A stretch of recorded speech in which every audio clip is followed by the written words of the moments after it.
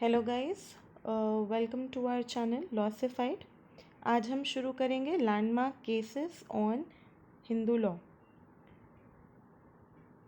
कल हमने देखा था कि हरियाणा जुडिशरी में 12 से 15 मार्क्स का हमारा पर्सनल लॉ आता है।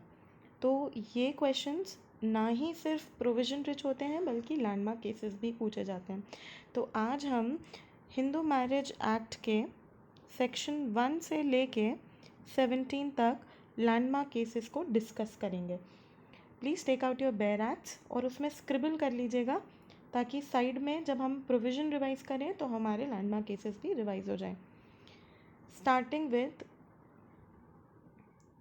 Section 8 which deals with registration of marriages.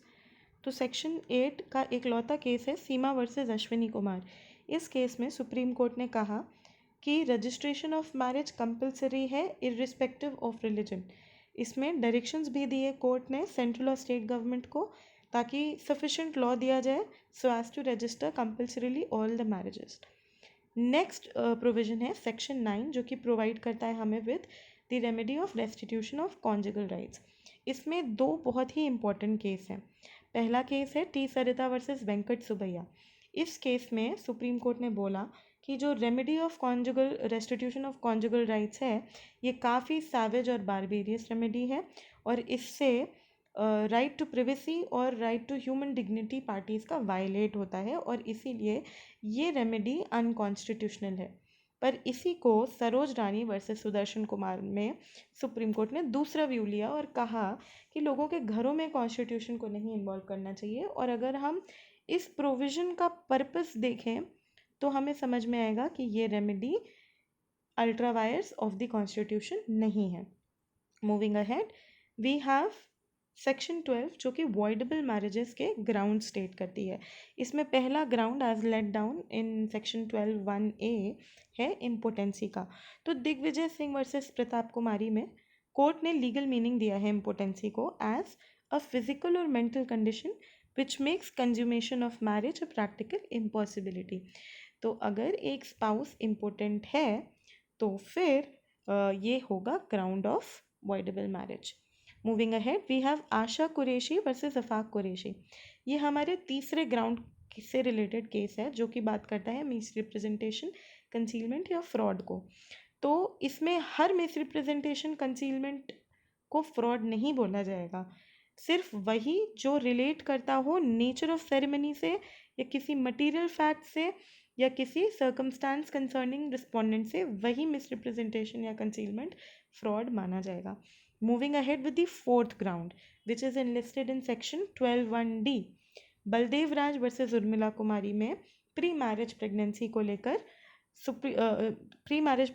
लेकर कोर्ट ने कहा कि the testimony of the doctor was clearly established कि respondent's wife was pregnant long before the date of marriage और this was a ground for voidable marriage.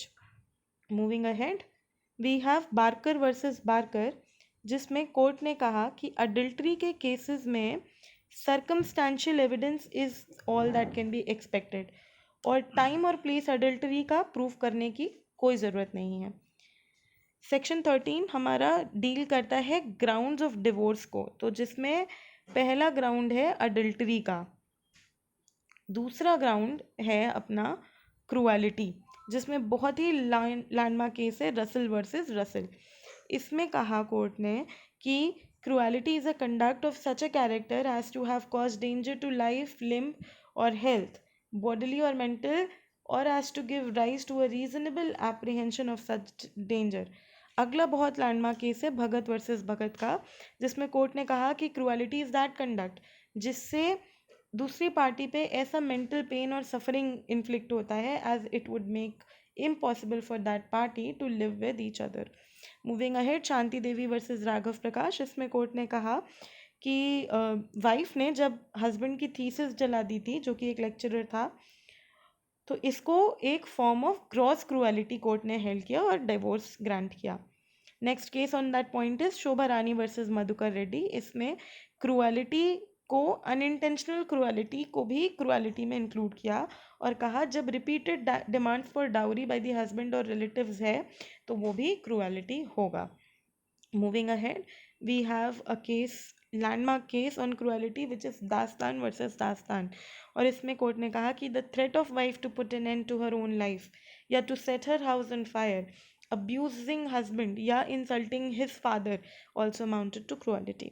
Naveen Kohli versus Neetu Kohli is another case on the point of cruelty, जिसमें कहा कि mental cruelty का मतलब होता है वो conduct which inflicts upon the other party such mental pain and suffering as would make it not possible for that party to live with each other. Moving ahead, Narendra versus के मीना भी cruelty का ही एक बहुत इंपॉर्टेंट केस है, जिसमें held किया गया कि unsubstantiated allegations and threats and attempt to commit suicide by wife amounted to mental cruelty, hence it is a valid ground to dissolve the marriage by a decree of divorce. Moving ahead, we have cases on desertion, जो कि 13(1)(b) में दिया है desertion. तो इस case में Bipin Chandra versus Prabhavati में court ने डिजर्शन के प्रिंसिपल्स ले डाउन किए हैं, जो कि कोर्ट ने आगे के केसेस में फॉलो किया है. The next case we have on point is Laxman versus Meena. इसमें कहा गया कि एक स्पाउस अगर ओमिशन कर रहा है to make efforts of reconciliation, इसका मतलब ये नहीं है कि उसको डिजर्शन की मैट्रिमोनियल रिलीफ नहीं मिलेगी. The next case we have on point is Baker versus Baker. ये एक इंग्लिश केस है और इसमें कोर्ट ने कहा कि there may be desertion even if the husband and wife are living in the same dwelling place. अगर एक ऐसा फोर्सेकिंग और अबैंडनमेंट है एक स्पाउस के द्वारा जिससे ये कंक्लूड होता है कि दोनों स्पाउसेस के सेपरेट हाउस होल्ड्स हैं, तो भी वो डिजर्शन होगा. इसे हम कंस्ट्रक्टिव डिजर्शन भी कहते हैं. The other case on this point is Savitri Pandey versus Premchand Pandey.